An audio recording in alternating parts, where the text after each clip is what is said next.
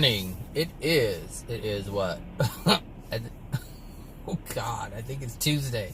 All right, Tuesday. I don't know what day it is. I think the 27th, February the 27th. Something's going on today. Now I can't remember. 27th. Oh, I'm going to the movies tonight. That's what it is. Hope I remember. AMC sent me a free ticket to a movie. I knew something was significant about the 27th. All right, so, oh, you've got to be kidding me. No way. Oh, the universe is funny. I'm gonna keep this one to myself. Anyway, that is hilarious. Oh my gosh. Okay, maybe I'll say it later. I'm not sure. All right, so, gosh, it even ties into this whole video thing that I'm doing today. You gotta be freaking kidding me. Oh my gosh.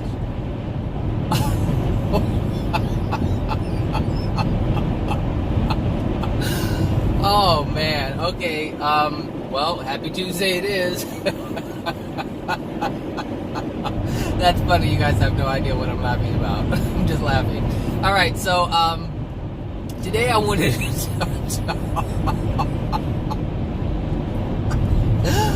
oh man, you gotta be freaking kidding me. This I'm completely blindsided by the universe. Alright, I see it. Alright, so this is funny because I can't even get the title out because of everything that's going on right now with Law of Attraction. Oh my gosh, even like right now before I turned the video on, I pulled up to the light that you saw in the video, and as I was driving, because I'm running a little bit behind, I was going to make a right, and obviously I didn't need to make a right. I needed to make a right on the freeway, but not on that street. And so I caught myself. It's like, okay, you're going the wrong way. Pay attention so you can go the way you need to go. So anyway, that will tie into things later. This is so interesting. Oh my gosh. Okay, so completely blindsided. I did not see that coming. Okay, so oh god. So today I wanted to talk about, and I can't even get the title. What did I want to talk about? It had to be what was it? Shoot.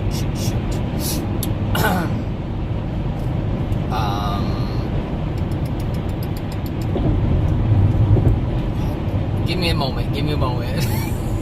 I'm just really thrown off here.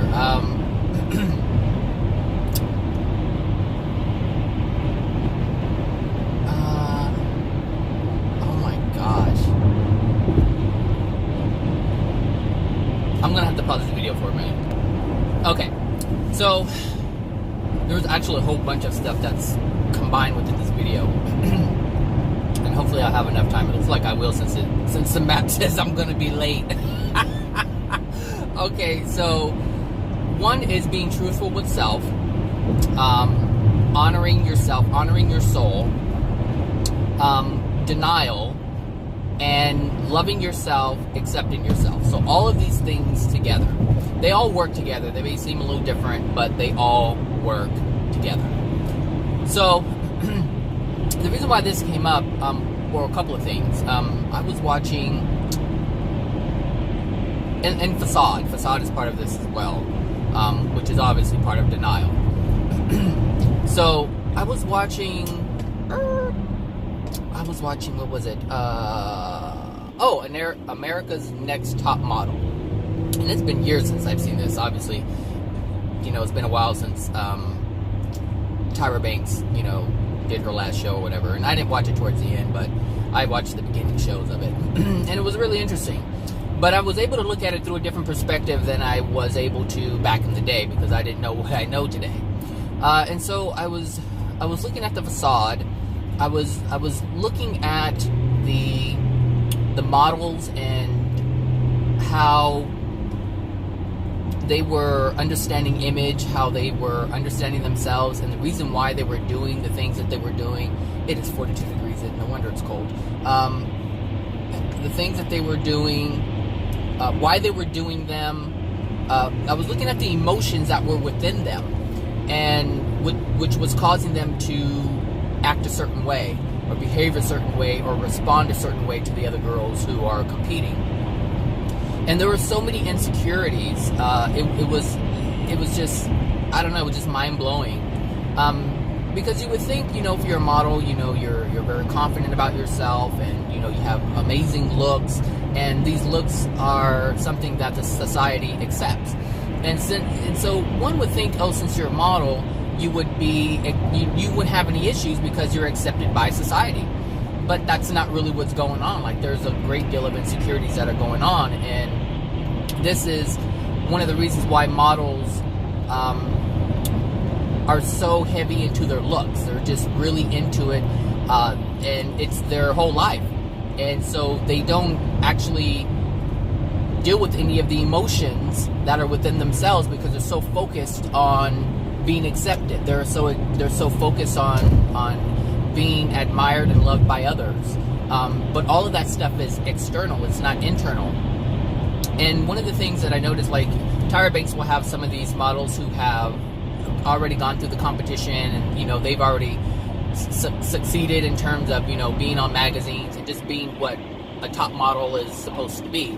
But one thing that I notice about them is that when they come on the show and they talk to the girls who are competing now, they talk about the feelings and the emotions and the beauty inside. And also with Tyra Banks, she always talks about the emotions. And so when the girls are on the panel and they've done like some kind of photo shoot or something, and Tyra Banks will critique them and tell them what's missing and what isn't. Tyra Banks always goes back to what's inside, because one thing I've noticed about these girls is that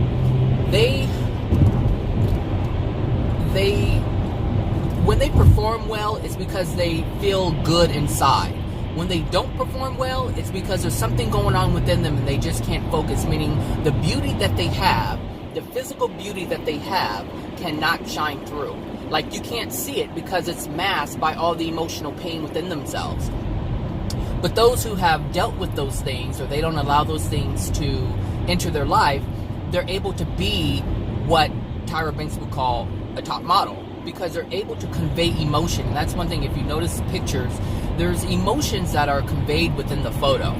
And you can have the same person but give you different looks, but those different looks comes from the emotion. And so you can have an extremely beautiful woman or an extremely handsome man, and you can see if something is wrong. You can tell, despite their physical appearance, you can tell if something is off within them. And so this is what I wanted to talk about in terms of accepting yourself and the things that are within you. Because if you're going to transform yourself, if you're going to change your soul, you're going to have to change these things that are within you. And if you don't do that, then the transformation is not going to happen. And if there is a transformation, it's just going to be a more degraded transformation. It's not going to be in the way that you want it to go. It's going to go in the way you don't want it to go. So, so the reason why I wanted to talk about this is because it's not so much the models, but I was just pointing out accepting self. Because if you don't accept yourself, you can't shine. You're always going to be something that you're not. And if you're doing that, it's always going to be substandard. It's never going to be the best that you can be. And so when you close down who you are, what you look like, what you are inside, when you shut that down, you shut the greatness down. Because who you are is the part that is meant to shine. Like, you can be, oh gosh, like you can just, I don't know, you can just be anything. But if you're happy inside, if you're content with yourself, if you accept yourself, like you can be someone with, you can be someone who has freckles.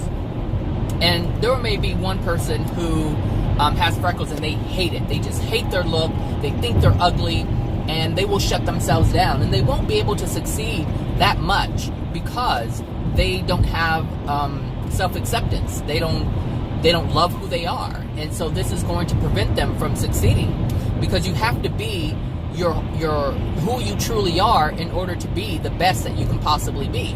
And so you can have another girl who has freckles, and they can be amazing. And I've actually seen this before on the America's Next Top Model. Like, I remember years ago, this girl had freckles, and she was pretty, but she was self-conscious about her freckles. And like, freckles is something that, you know, it's different, and so it stands out. And if you own it, it can be the most beautiful thing. But if you don't own it, it can be that one thing that tears you down, and other people will see it as well. They'll see it as something that you don't, they'll see it as you not being confident in yourself, and they may not know what it is, because they may see your freckles as being something that's beautiful and cute, and just, they love it. Whereas other people can be like, I hate it, I hate my face. And if you have those feelings of I hate myself, then you can't be the best, because you're shutting down the best parts of you. And the best part of you is all of you in its entirety. And so even if, like, I was looking at, and that's why, because on this particular show, there were drag queens, and the drag queens were coming in to model with these girls who are competing. And I was looking at the drag queens, and I'm like, okay, I don't see anything wrong with expressing yourself. If you're a male and you want to, and you have a strong feminine side, I don't see anything wrong with expressing that side of you. However, society has the way society is structured, the male versus female. There are very few options for a male to express himself in a feminine way. Like, now, femininity it has a look to it, and that femininity is what women do. And so that's femininity is how would I word that? The feminine aspect of humankind is a loving, nurturing person. Those are the qualities and characteristics of someone who is of the feminine aspect. And then you have the masculine aspect, who is not those things but can be. See, the thing is, inside of each individual, there is masculinity and femininity. In both male and female, these things do exist, but they exist in varying degrees. And so, if you have a loving, caring, gentle nature, then there's only a few options, or a few ways for those characteristics to be expressed as human beings know it. Because human beings don't really understand the whole masculine and feminine aspect of one another. They believe masculine is a man, feminine is a woman. And this is why you have the drag queens, because the woman is the ideal model of femininity. But that's not what that is. Just women have that, and they dress a certain way, and so men look at this, or gay men look at this, or people who want to dress in drag will look at this, and they will model that because that's how they identify femininity. However, it goes the same way for a female who is wanting to be more masculine. So a woman who is, say, lesbian, and she feels more masculine, she's going to want to mimic that of a man. Why? Because that's what they know masculinity to be. And so they don't have to do this. Now, they may feel comfortable in doing this, and that's fine. I'm not saying anything was wrong with it. But we have to understand that there are certain things that we identify with, and how we know things to be. And they aren't always the right things to be. And I'm not saying there's a wrong way to be, but what I'm saying is that we're limited in terms of how we express ourselves, because we don't understand the masculine and feminine energies. And that's all it is a masculine and feminine energy.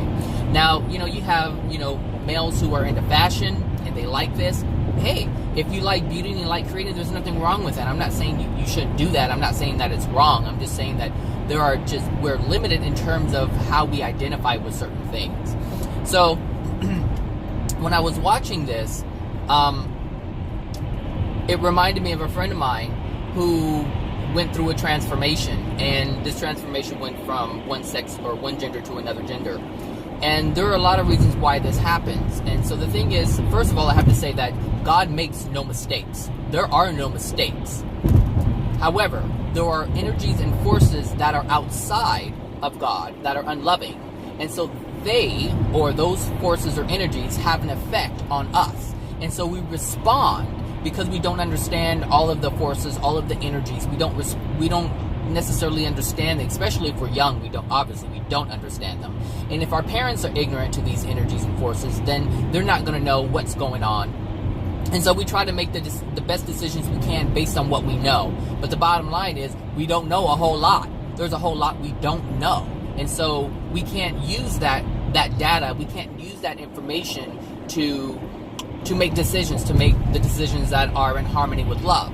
And so accepting yourself has a great deal to do with this, because accepting oneself isn't always about how we feel, because like I said, there are outside energies or outside forces that affect how we feel, and therefore are going to affect how we respond to those feelings. And like I said, we respond only in the way we know how to respond. And so when we have limited options to choose from, and those things are unloving, because we have to understand we live in an unloving society. It's based on things that are lacking in love all over the place. And these are the options we have to choose from. So for someone who is trying to honor themselves and be truthful with themselves, you have to honor who you are, the way you came into the world. So for instance, if you were born one gender, but you feel you're another gender, the gender that you were born into is the gender that you are, and the gender that your soul has attracted. Meaning your soul has feminine and masculine energies, and it has attracted a specific gender. Now, if you have an attraction towards the same gender, then that means that you are what we would call a homosexual person. And so that means that your soulmate is also going to be of that same sex. Now, if you are born and you have a deformity, then that means that there is something emotionally that is off within the parents, and this is what hinders the proper development within the soul, because there's so many emotional injuries. And so this has a lot to do with your height. This has a lot to do with the features that you have and how you come out. All these different things are affected by outside forces, outside energies, because before a soul even incarnates, it is in perfect form. There's nothing wrong with it. There are no emotional injuries whatsoever. The soul is the same as Adam and Eve when they were first created, before they even committed their first sin. So there's nothing wrong with the soul. But once the soul comes in and incarnates, it then has all of the emotional injuries impressed upon it, and it enters actually your soul, and that affects the transformation. But that doesn't have anything to do with whether you like a male or a female. That's already predetermined. However, you can be born a heterosexual person and then have and believe that you're gay. That can happen, because again, there's outside forces, outside energies that affect that. And sometimes what I refer to as being overcloaked, if you've heard that before, meaning another soul has basically like covered you like a blanket, and your soul is suppressed, and they're the ones that are really living. They're the emotions that you feel, like they're using your body, and this is why you feel the way you feel, because their emotions, their presence, I should say, their presence is felt. And their presence is oftentimes believed to be your own presence. You believe that their presence is your presence. And so this is what overcloaking is. And so there's a lot of reasons. But the thing is, when you're trying to transform yourself, when you're trying to accept yourself, it's going to be difficult if you keep holding on to that which you have created for yourself. So it's going to be hard to accept a lot of your emotional injuries, or even find your emotional injuries, if you're engaging in things that are preventing you from even looking at who you really are. So let's say for a drag queen, if a drag queen is trying to deal with their emotional injuries from when they were a little boy, it's going to be hard to access those things, those emotions, and those events, because they're spending a lot of their time being something other than a boy. So, or a man, or a male. Don't come over here. What are you doing? doing? Crazy? You got a little car, but you all over the place. Anyway, so what was I saying? Oh, what was I saying? Drag queen. I think it was drag queen. Yeah, it's going to be hard for a drag queen to access those emotions that are tied to when he was a little boy if all he's doing is focusing on being a girl. And the same thing goes for someone who's transgender. If they have made the transformation, there's a reason why that transformation was made. Now, we're not looking at the reason why it was made. What we're looking at is trying to come to terms with the emotional injuries that are in the soul. Now, the things that are within the soul is what the emotional injuries, I should say, are the things that are important. But it's going to be difficult to find those things if you're always wearing the mask that's preventing you from accessing those things. So if you have changed yourself into, if you were born a male and you're a female, and now you live your life as a female, it's going to be very difficult to get to those emotional injuries because you're not allowing yourself to access that because you're denying, you're suppressing, you're pushing all of your past aside. And you're trying to live in this facade, because the reality is, if you were born a male, that's what you are. You're a male. And the thing is, if you're a male and you like females, okay, then so let's say you're male, you make a transition to female, but yet you still like females. That means that your soulmate is going to be a female. That's what that means. If you're born a male and you like females, then your soulmate is a female. If you're born a female and you change into a male and you like, let's say, males, then your soulmate is going to be a male, if that's what you're attracted to. It's all about what you're attracted to. So if you're attracted to males, and you're a male, then obviously you're what you call a homosexual male, but your other half is actually a male. So if you are a person who is gay and you're looking at, and you're some religions, they try to, I don't know how they call it. I don't know what these religions call it when they try to turn someone who is gay into someone straight, and they say, "Oh, I got the gay out of me." I don't know what it's called, but they call it something. If this is the case, if you allow anyone to deny or help you deny who you are and what you like, you will not be able to meet your soulmate. It's not going to happen. So if you're a gay male and now you've allowed a church to convince you that you're not gay, you will not meet your soulmate because your soulmate is another male. And the same thing with female. And so this is why it's so important to honor yourself. This is why it's so important to love who you are in your entirety. It's not about society. It's not about trying to please anyone. That is the worst thing you can do, is please everyone else except yourself. If you're a guy and you like guys, then that's what you like, and you should not let anybody else dictate that you like something else. Or that you deny what you like.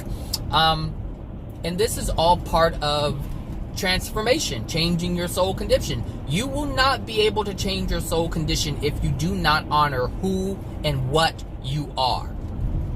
You will not be able to do that. You're spinning your wheels for nothing. You're just spinning your wheels. It's not for nothing, because later on, whether it's 10 or 40 years from now, 100 years, or thousands of years from now, you will be able to look back on it and use all the time that you made wrong decisions, or you have denied yourself. You'll be able to look back on all of those years and use it as a tool, like, wow, I see where I went wrong. So it's not for nothing, but you can shorten that time by just honoring who you are today, instead of living the facade of being something that you're not. And so if you are this person, if you are part of these people who are denying yourself in any way, shape, or form, you're going to have to accept yourself. You're going to have to accept who and what you are, or you're going to have to accept who and what you were before you made the transformation, because that is where the emotional injuries lie. And so it's not about hating yourself for making a decision that was a wrong decision or anything like that. Look, what is done is done. And so you have to come to terms with that. And then at some point, when you realize that there was a mistake that has been made, you're going to have to forgive yourself. And so you have to get to a place where you're not blaming yourself, you're not living in shame, you're not doing all of these different things.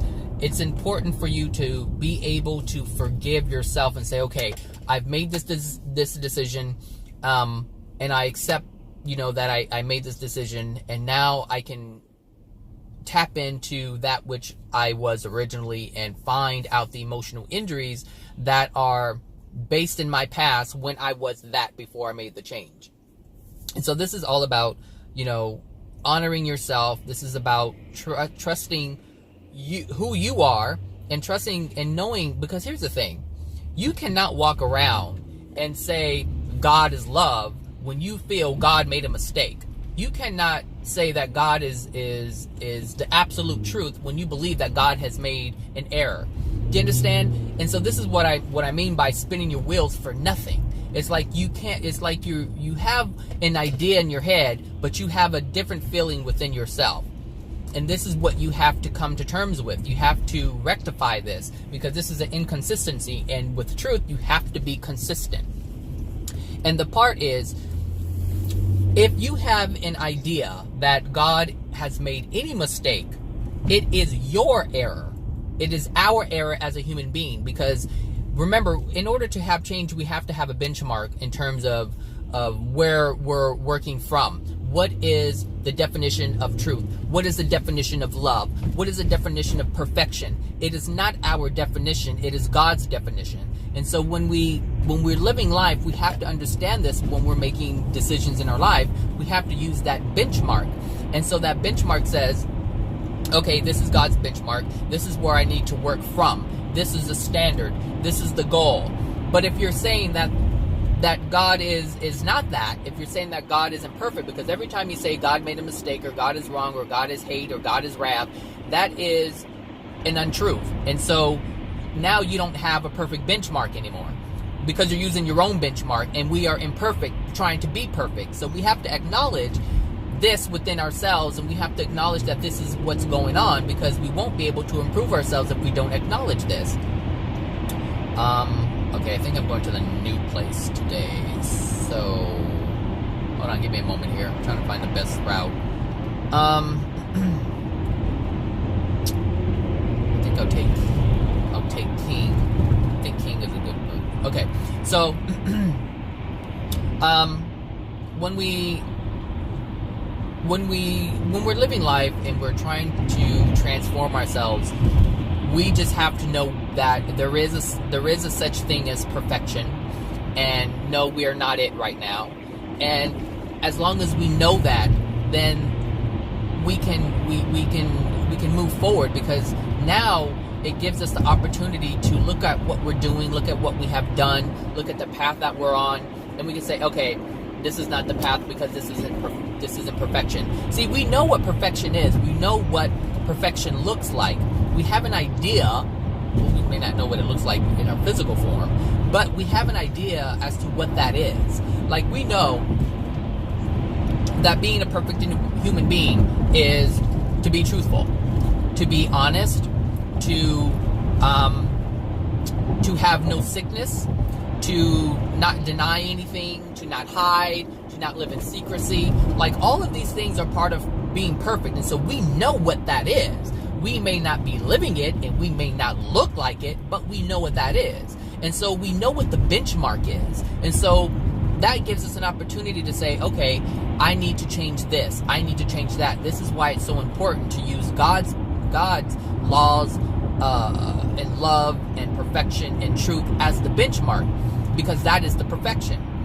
How God made us or saw us in the beginning was God's ideal of perfection. So if you guys are doing too much. You got hobo in the truck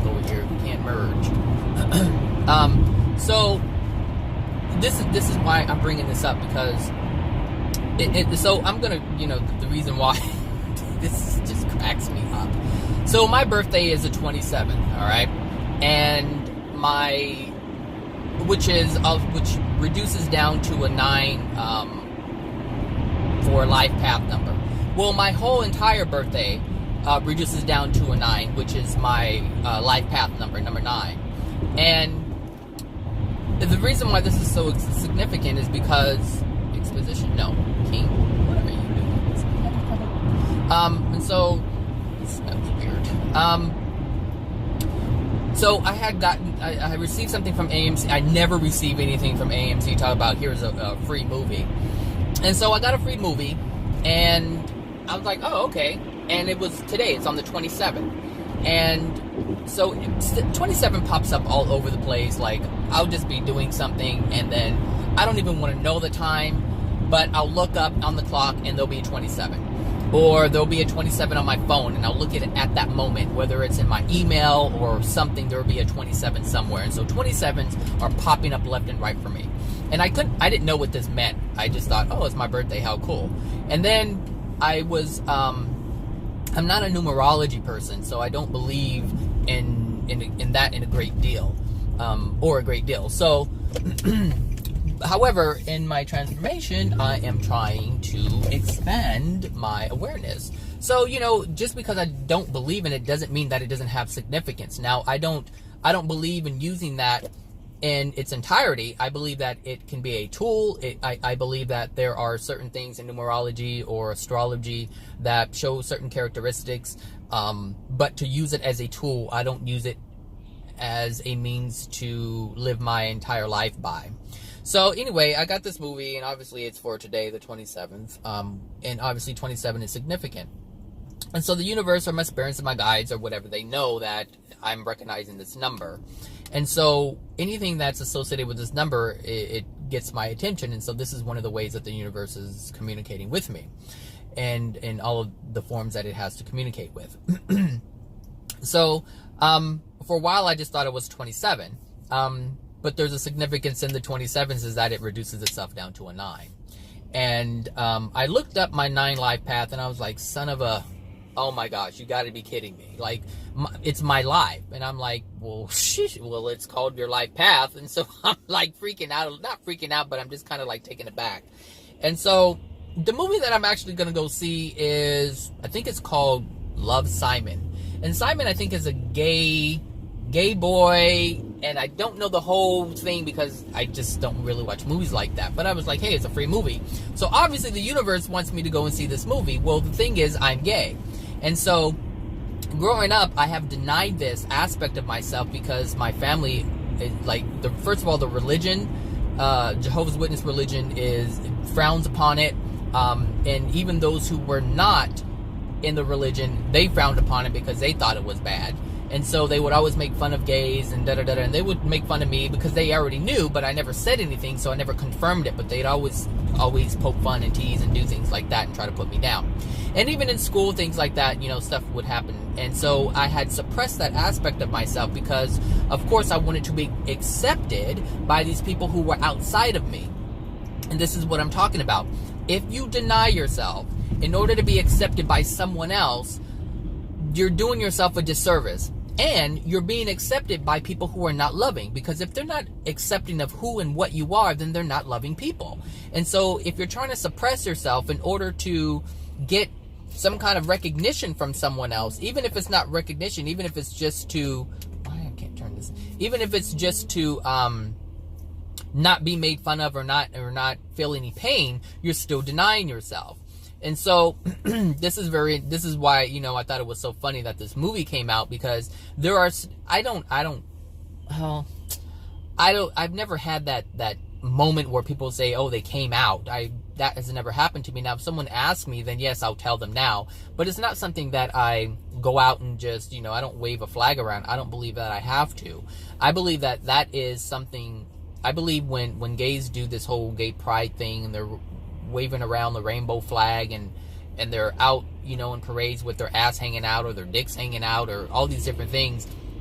I'm not with that. It's almost like you're forcing it's to me, it's like you're forcing it's almost like you're using your will to force this aspect of who you are, because you can't be who you really are. And so it's still a facade. So whether you're hiding yourself or you're being extra dramatic about it, you're still living in facade, because that's not what being gay is about. Being gay, all that means is that you have a soulmate who is the same sex as you, and that's what you're attracted to.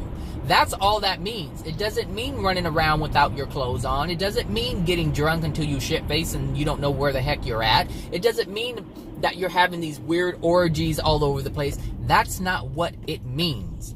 But this is what, excuse me, this is what has been created, and this is what I'm talking about early in the video when I said there are very few things that we have to identify with these things that are going on within us. And so for the gay community, that's what it is. And I can't have any part in that, because number one, I don't drink, because I know that drinking is not good for you. I know that it alters your state of consciousness. I understand that it is poison to your body, so I'm not going to engage in that.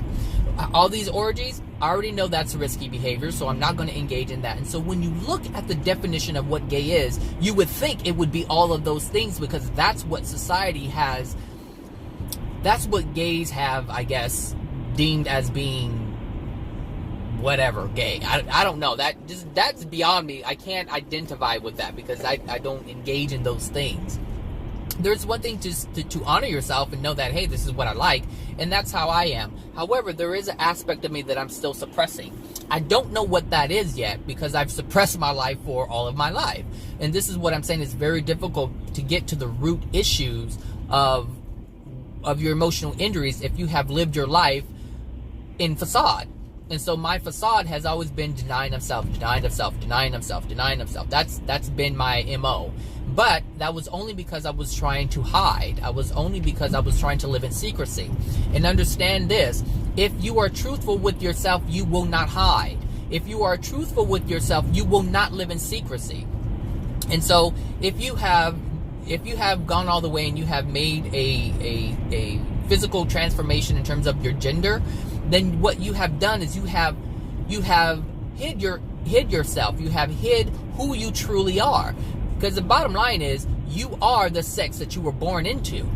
But if you're trying to be a sex that is completely opposite of what you were born into, then you were denying yourself. And so it's going to be very difficult for you to access the emotional injuries that are tied to the reason why you even became the transformation that you became, which is still the facade.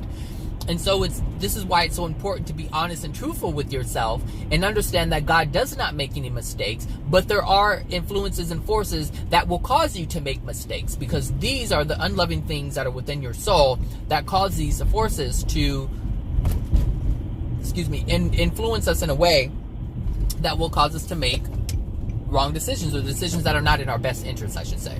So, because if you create a facade, it will create more emotional injuries. It's going to. And the reason why it's going to create more emotional injuries is because when you live in facade, you're lying to people. And as you lie to people, there is a consequence to lying. And you see, this is why it's so important to be honest and truthful with yourself, because, like, if you're a woman being beat, you need to be honest with yourself and say, hey, I have an unloving husband. And if you have children and you're afraid of how you're going to make it, understand that it's more harmful to your children, meaning more harm and more damage is going to happen because you're lying to yourself. Not only that, but you're exposing your children to this type of behavior, and which is going to put them in a state of stress and frustration and fear, and you're not even thinking about this. And so this is why I'm saying you have to be honest and truthful with yourself. You have to know what love is. You have to know what truth is. And we can't use our version of love. We cannot use our version of truth. We have to use God's version, because God's version is the absolute version. God's version is the benchmark that is set for every single thing. That's how we know when we're doing something wrong. That's how we know when we're doing something unloving, not because of our own definitions. It's because of God's definitions, and we know this. And this has been I don't know if I should get in this lane. This is look kind of weird. I know I need to turn This traffic is cray. Ooh, yes, it's green. All right, so that's what I wanted to say. I have to turn this off because I'm near my job now. Hopefully I don't get the red light because I need to get there in time. So yeah, trust yourself. I mean, be honest with yourself. And remember to use the benchmarks that are set for us to use, not the ones that create for ourselves.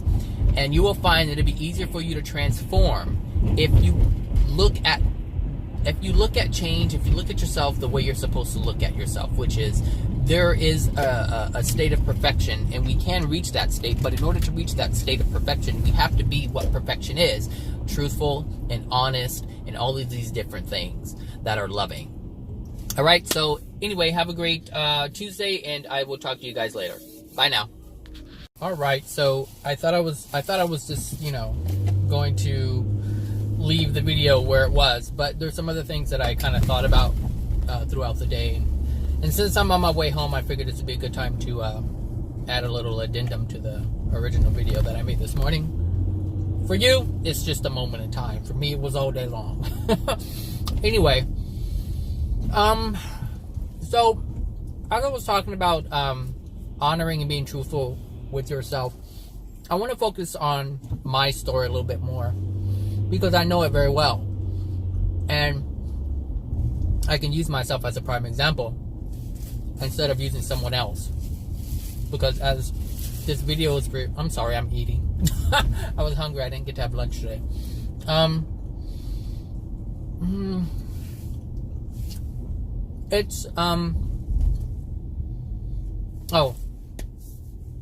So honoring yourself and being truthful with yourself, accepting yourself as you are in your entirety is extremely important. And as I had mentioned earlier, I had suppressed myself for a very long time, and that's all I've known. I've only known a life of suppression. And so, as I've said in previous videos before, if you suppress one aspect of yourself, you suppress another aspect of yourself. And if you're suppressing a variety of attributes or characteristics, then what happens is you suppress others that you don't even know are there. And this actually diminishes your happiness. It diminishes the potential for happiness, for joy, for enjoying anything in life. If you suppress yourself, you are not able to enjoy the things. So whatever you have, whatever you enjoy in your life is only a fraction of enjoyment that you're getting out of whatever activity that you're partaking in. Because when you suppress yourself, you suppress another aspect of yourself. And so I should say when you suppress one aspect of yourself, you suppress all of yourself to a certain degree. And I've known this, like I've experienced this, and this is how I know.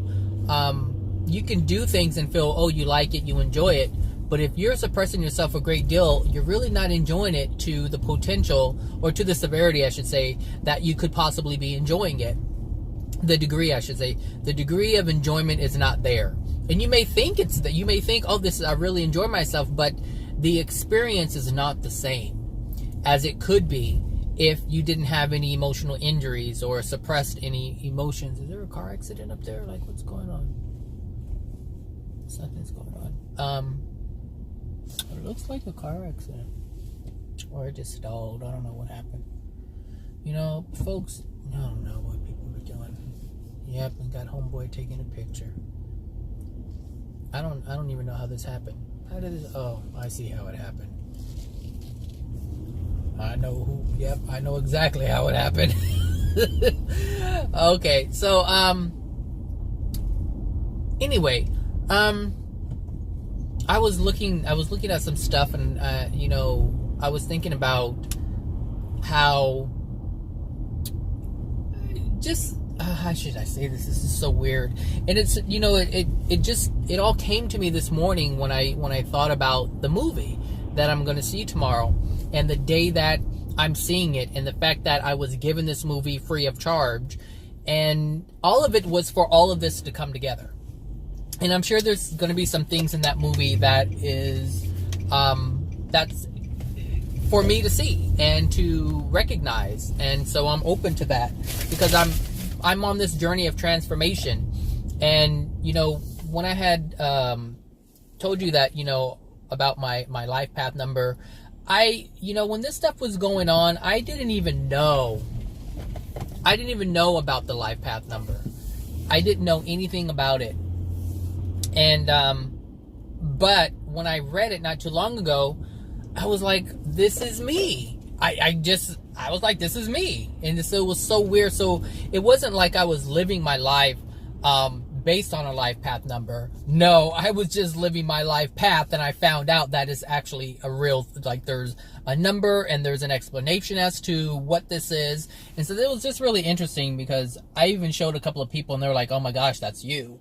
And, you know, people can see things in you that you can't see in yourself, you know, oftentimes. So, sorry, I'm rubbing my eyes.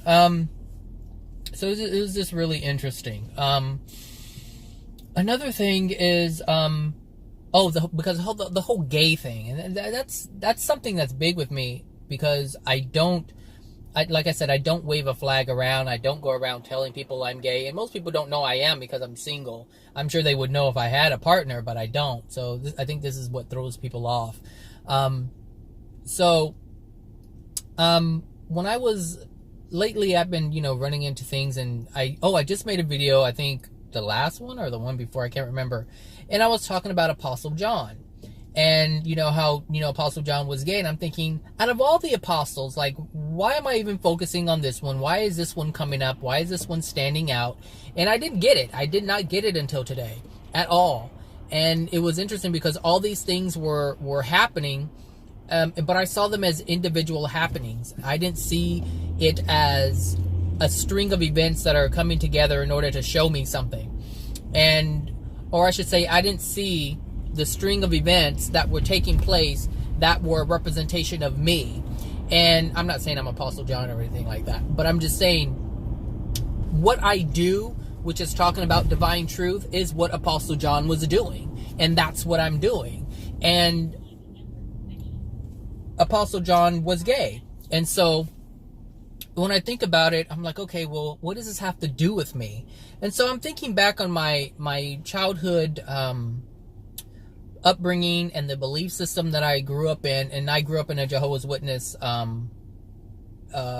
religion or family. And so I understood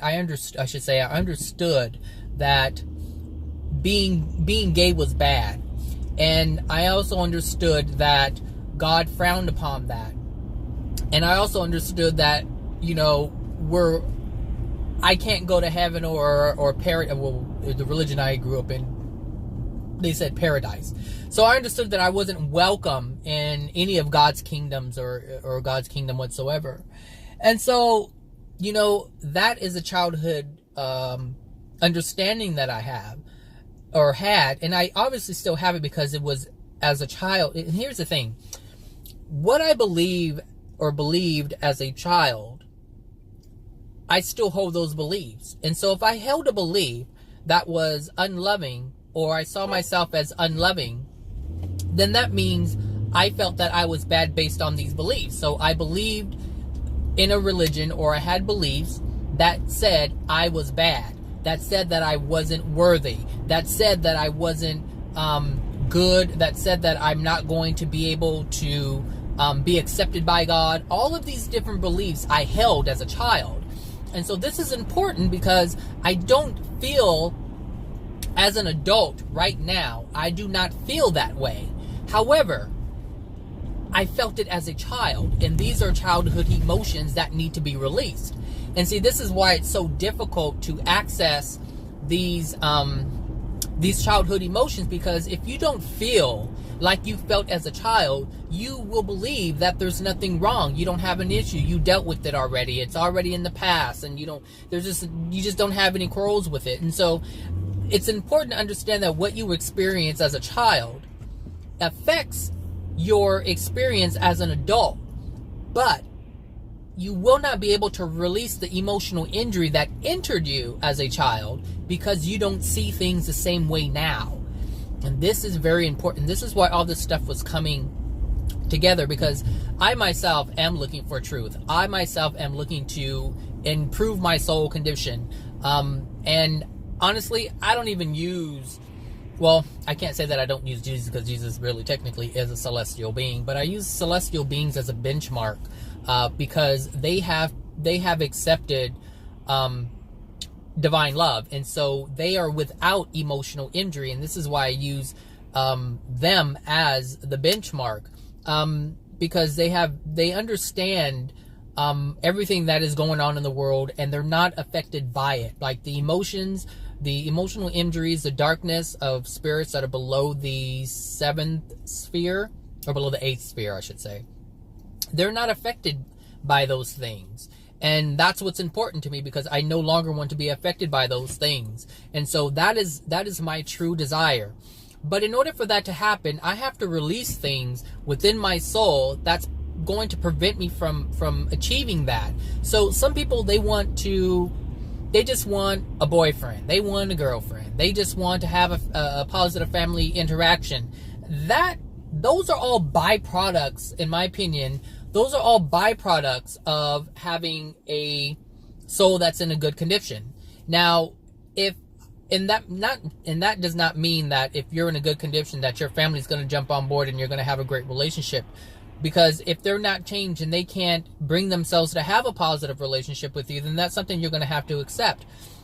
And that's something that I have accepted with my family. Like, I know at this point in time, I cannot have a positive relationship with them. But I know that I can be positive myself. I know that I can be a loving individual myself, but I also understand that that is not going to dictate that they be in the same space that I'm in. And that's an understanding that I have. And I don't feel, well, I don't want to say I don't feel sad about it, because I think if I think about it, yes, it's sad that, we can't have this type of, relationship, or I can't have this type of relationship with my family. But I also feel sad when I look at the world. Like, I see people walking and I can see their pain. I can see their suffering, even though they don't see it. I can see it in their physical bodies, even though they can't see it. And it's just a way of life for them. That's sad. So obviously there's still things within my soul that affect me, but they don't affect me in a way that's going to make me sad and depressed. Because there are individuals who look at the world and they just feel like all hope is lost. And I don't feel that way. The only reason, I believe the reason why I don't feel that way is because I don't see myself as part of the world. I see myself now as just being a person in the world. And there's a difference between being of the world and living in the world. And I used to be of the world, meaning my life was dictated by other people around me. My life was dictated by the things that were going on around me. And so if I didn't have something, it was because someone else didn't allow me to have it. And if someone took something from me, then it was because someone else thought I should not have it. And so now I'm completely changed in terms of looking, or my perspective on how things really work. So if something is taken away from me, it's because I have disallowed it myself. There's something within my soul condition that is prompting this experience. And so now I'm aware that it is me. It's not anyone else. They're just part of my law of attraction they're just part of my law of attraction experience to bring that to me. Like, they're just a cooperative component to that. But it's not them taking something away from me. It's myself preventing myself from having it. And this is the difference. And this is why it's so important to own your identity, to be comfortable with who you are. And if you're not comfortable with who you are, then identify that within yourself. Be able to recognize that within yourself. And so I do recognize that there's some things about my sexuality that I'm not completely comfortable with. And that stems from my childhood, not from anything in my adulthood. This goes all the way back to my childhood. Because as an adult, I don't care who knows. But I still hold the emotional injuries within my soul when I had a problem with it. And so that problem still exists. And so now it's up to me as an adult, and to use my newfound knowledge and understanding to look back on my past, which I've said in a previous video, to use the history of your law of attraction to change your present and your future. And so I'm using my present knowledge, my present understanding, my present soul condition to look back on my experience and get the lesson that I was supposed to get while it was happening. So as a kid, as I was being teased, as I was being made fun of, all these things were happening, I was supposed to be getting a lesson, because that was that was a reason for the law of attraction. And so because I didn't get it all of those years, I still have to get it. The lesson still has to be learned. So the question is, do you want to have more experiences that are painful in order to get the lesson? Or do you want to just use the history that you have and extrapolate the lesson the lessons that were in those law of attraction experiences as when you were a child, or from when you were a child? And this is the option that we have. We can continue to ignore the past and not use, because here's the thing, you've already experienced it. It's like you already have it's like it's like having a job or applying for a job. You're applying for a job and you have a history of experience. That's what you have. And so the goal is to use your past experience so that you can get the job done. And so if you have a new task, a new job offering, what you're going to do is you're going to go back to your past and you're going to say, I know how to do this. I experienced that. I know how to do that. I've experienced this, and I can use that to my advantage. And this is the whole point. This is the whole point of life. Well, not the whole point of life, but this is a huge part of living and understanding and bettering yourself. If you have experienced negativity or bad situations, painful situations, a lot of suffering, all of that is there for your advantage. It's there for your using. It's there for you to improve yourself. Why would you want to ignore all of that, continue to have law of attraction experiences that are similar to your past, just to get the lesson, just to learn whatever it is you were supposed to learn? If you accept yourself, if you are truthful with yourself, then you can tell yourself this. So if I'm using my past and trying to improve myself, I can say, okay, right now I do not feel like I am living in my truth, like I'm not completely comfortable with my identity. Well, now I have to look back on the history, on my past, and think about all the times that I was uncomfortable, and look for the emotions that are attached to that, so that I can release them. And this is, it's funny because this is what I say all the time. Go to your childhood and release the emotions that cause your unwanted experience today. I always say all of your issues today stem from your childhood. So I know that all of my issues today stem from my childhood. Now, if I'm not comfortable with my identity, that means I'm not going to be completely comfortable with putting myself out there. And so when I'm making these videos, yes, I'm slightly comfortable, but if someone put me in an audience of 200-300 people, I don't think I could do that right now.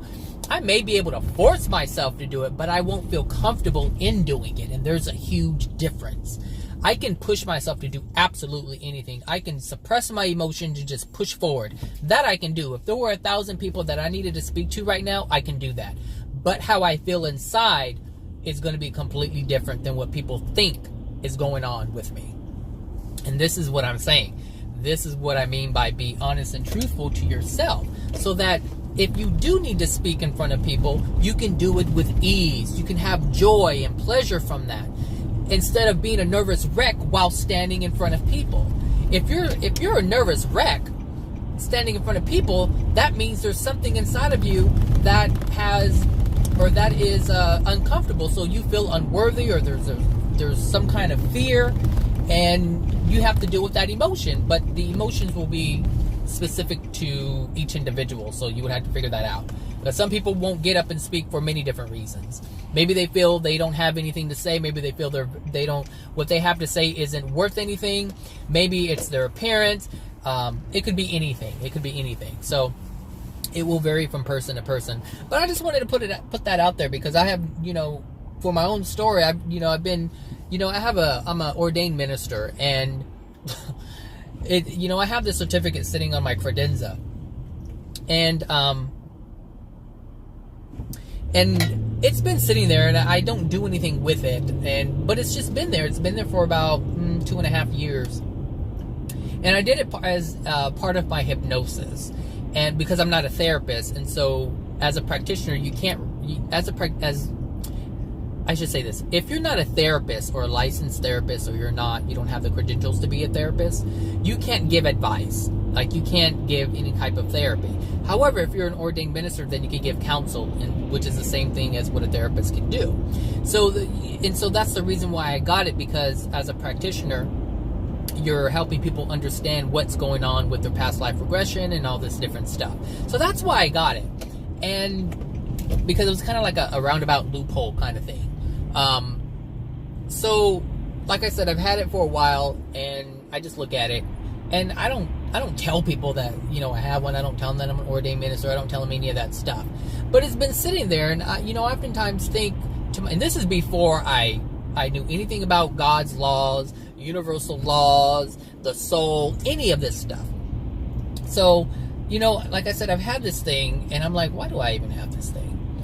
And then, here I am today talking about God's laws. I'm talking about the soul. I'm talking about, how things work, and emotions that are within the soul, and all the different things that are within the soul, and how emotional injuries are within the soul, and how to heal yourself because of the emotional injuries that are within your soul. Like, all this stuff I'm talking about. I'm like, all of it was just coming together. But the thing is, I'm preaching truth, I'm preaching honesty, and I wasn't even aware that I was still denying an aspect of myself. And so when this movie came up, and it was associated with, the 27, which reduces down to a 9 path, and if you want to take the time to look up what a 9 path is, a 9 life path number, or whatever it is, if you want to read it, then you'll understand what I'm talking about, and how I'm on this path, and I didn't even know I was on this path. It's just happening.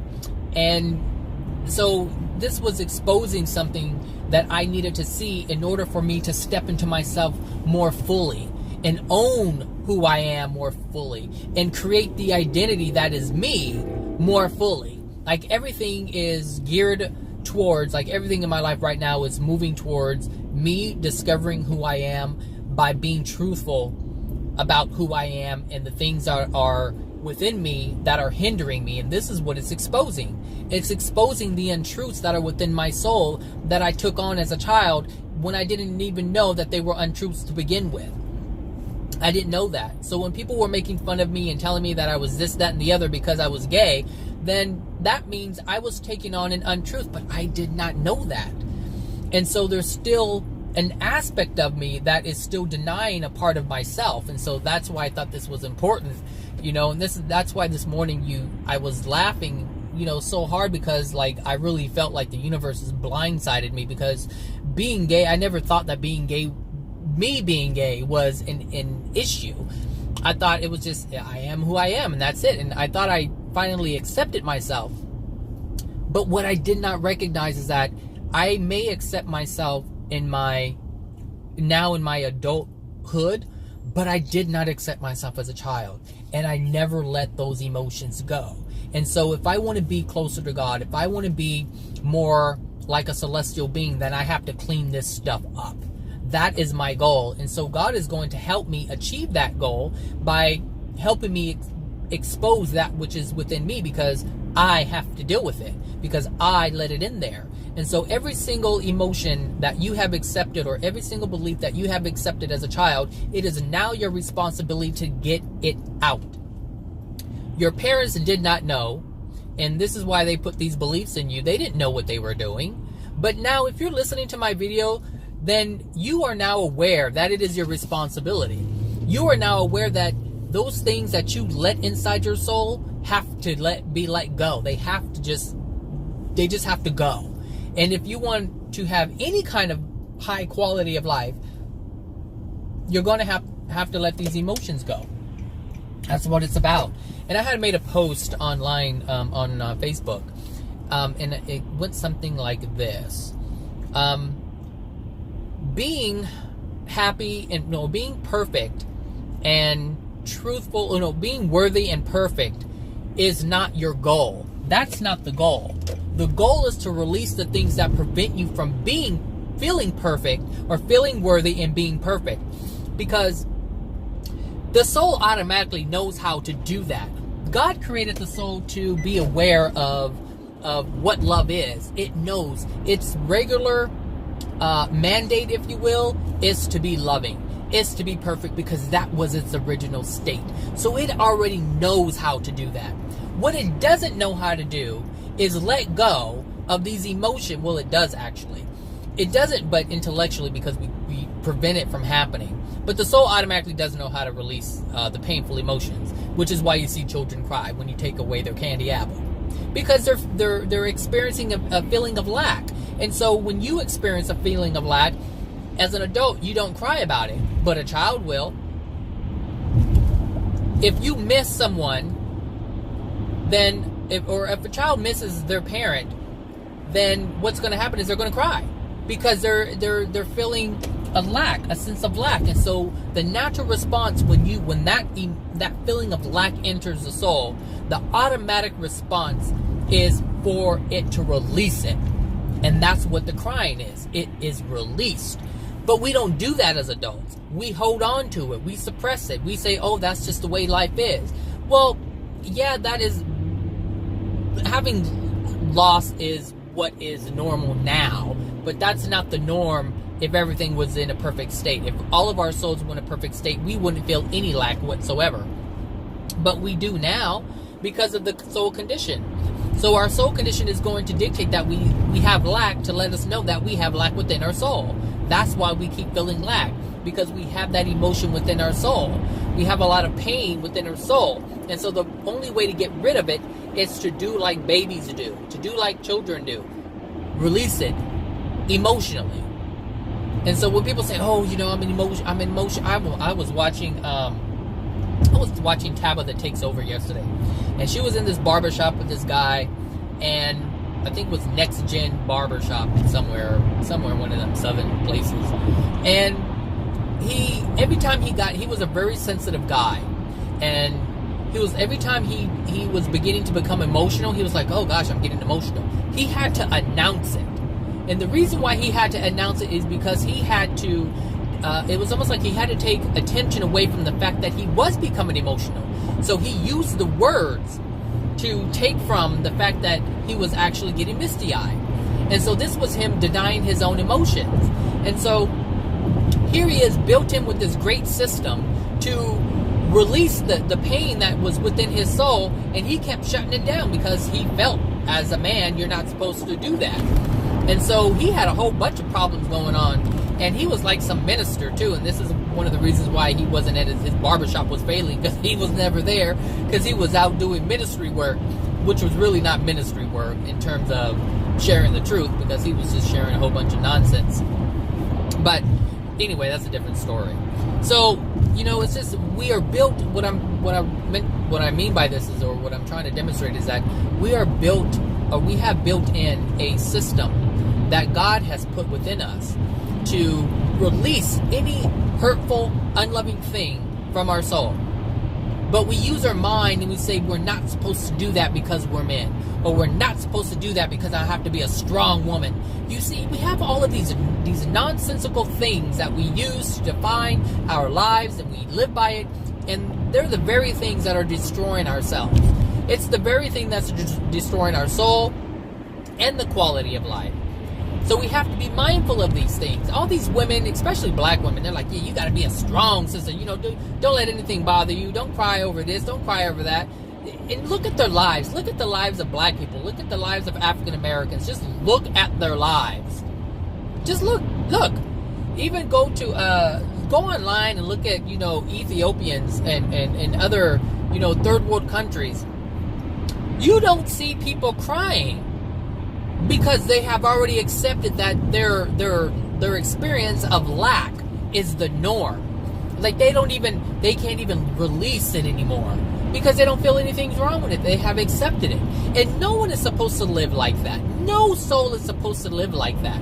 But yet people do. And so when we look at, just really look at these people, go to YouTube these third world countries, and everyone seems to be okay with it. You know, if they have to drink sewer water, then they drink sewer water. If they have to wash their clothes in sewer water, then they have to do it. If they have to piss outside their window and it's just right there next to their home, they're okay with it. But if we here in the United States, if we have to live like that over time, it would take its toll, and we would end up in some kind of tears, because we know we're experiencing lack. But the lack that we experience now is not even seen. People don't see that. People in America don't see their lives as having any kind of lack in it. They don't see their lives as suffering and being in pain. I mean, you can have $30 million and have issues with their body, and nobody's going to think anything of it, because it's just it's normal. It's the way of life. And this is the problem. We're not in a perfected state, but we think that our non-perfected state is normal. And that's a problem. That is a huge problem. A huge problem. There is something wrong with this planet. There is something wrong with the people on this planet. It is not normal. Nothing about our lives is normal. Like, nothing about it is in any perfected state whatsoever. I don't care how many flowers you plant around you. I don't care how many things you have in your home. I don't care what mansion you have or $500,000 car you have. It's our state is not, our being is not right. There's something wrong with it. And it's all from the darkness within our soul. That's why we are experiencing so much pain, so much suffering. This is why, you know, we lose people. I mean, oh my gosh, I was looking at something on Facebook, and it was this baby. The baby had the heart. The baby was born with the heart outside of its body.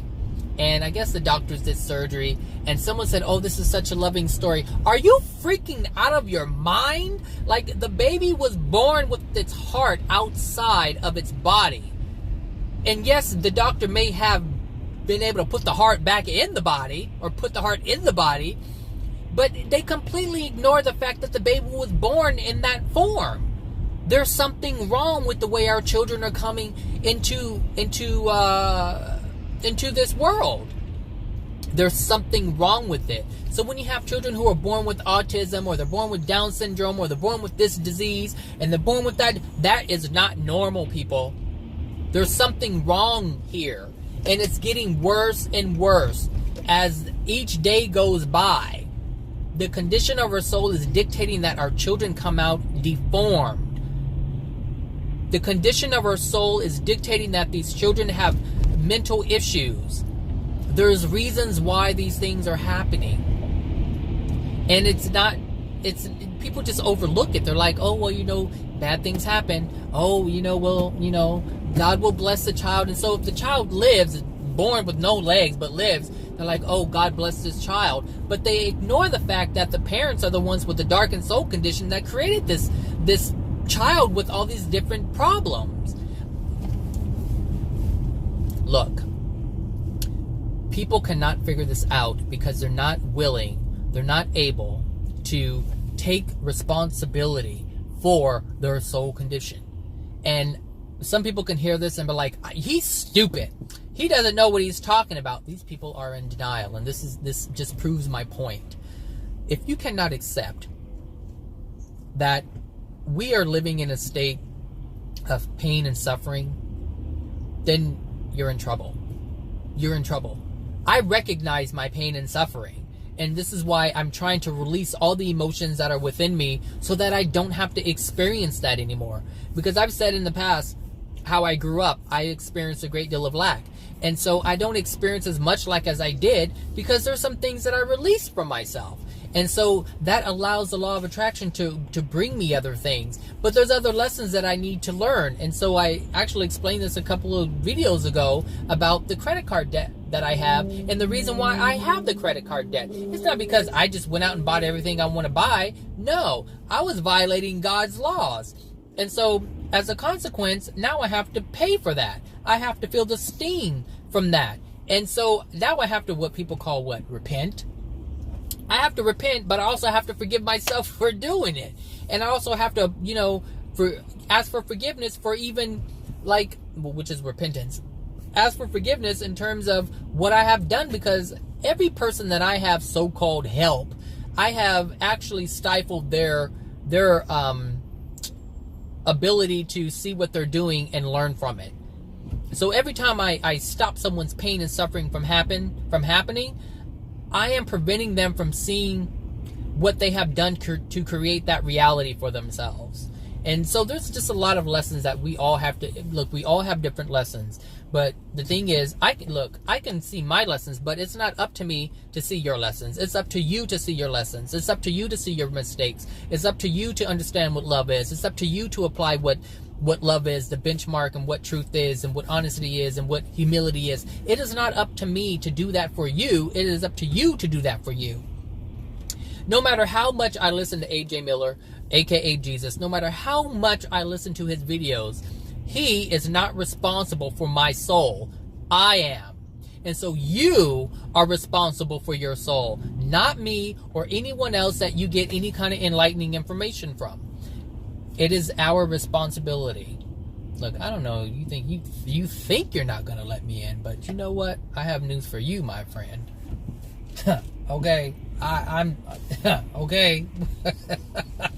Anyway, sorry, a little road rage, if you will. So anyway, that's what I wanted to say. I wanted to add to this video. I wasn't comfortable with leaving it just the way that I did. I had to put a little bit more in there to explain the whole why it's important to honor yourself, and I thought I would just use myself as an example, because my goal is to be better on a soul level. And I can't do that if I don't release the things that are within me that's preventing that from happening.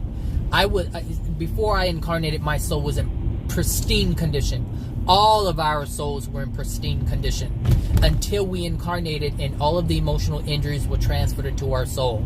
At that point, our soul was then darkened. And now it's our individual responsibility to let go of that darkness so that we can shine as bright as we were before we came in.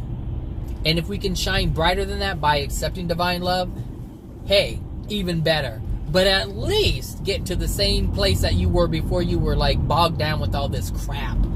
And so little by little, I'm getting rid of my crap. And because it's a pure desire of mine, the universe is showing me things that I need to release. Otherwise, you won't see it because it's not something that you desire. You may desire other things. You may desire cars and houses and money. That's not my concern, because I know that after I leave this planet, life still goes on. And I know that my experience in the spirit world is going to be dictated by my soul. And I'm not willing to play around with that at all. That's no different than someone saying, okay, you can have whatever you want for 30 years, but after that, you get no more financial support.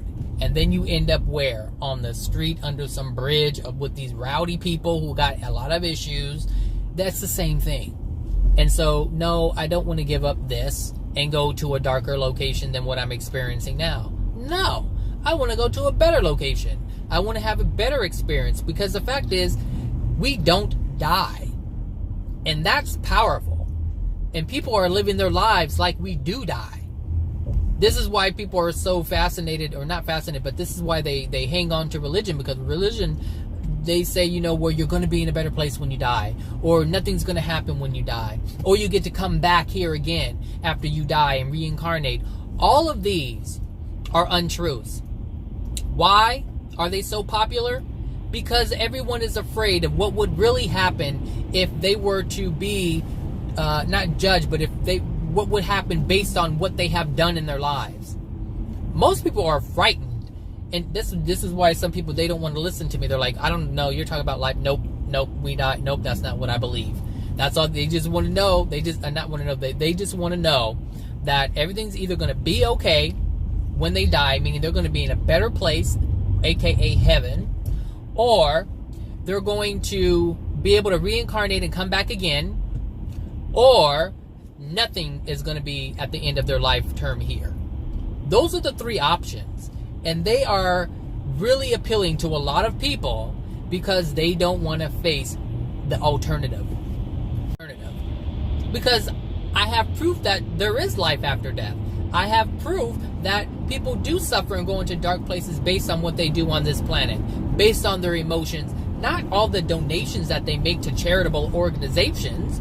That has nothing to do with your soul condition. That's just using your will to make yourself feel better, to make other people look at you and say, oh wow, what a charitable person, what a loving person that person is. But that doesn't have anything to do with your soul. We've been suppressing our soul for I don't know how long. So just because we do loving things or nice things doesn't mean that we have love within our soul. And I recognize that. And so that's why I'm trying to fix my soul now and not be judgmental. Not because someone says don't be judgmental, because I don't want to be judgmental. Like, that's my goal. I don't want to have any of these things in my soul. I don't want to be unloving. That's not what I'm looking for. And so that's me being honest with myself. That's me being truthful with myself. That's me having a pure desire. But in order to reach that place, I have to know everything that's going on within my soul. That is not supposed to be there. And that's what this part of this movie that I'm seeing tomorrow is about. Because I know I'm going to see some things and it's going to trigger me. And it's just part of my life path. I can't have anything. If you look at, I'm telling you, if you look at that life path, man, it's like you can't have any of that stuff within you. And it's funny because I don't want that stuff in me. And I didn't want it in me before I even found out that it wasn't even a thing. So there you have it. Anyway, I'm getting close to my house. A different route, obviously, because I work in a different place now. This video was extra long. Well, maybe to make up for the days that I didn't make one. If you have any questions about anything, let me know. If you have hate mail, keep it to yourself.